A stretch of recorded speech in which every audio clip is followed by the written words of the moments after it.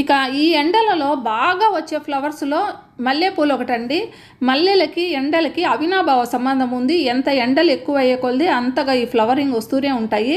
So ఇవన్నీ కూడా ఎలాంటి షేడ్ నెట్ లేకపోయినా కూడా బాగా వచ్చే ఫ్లవర్స్ అండి.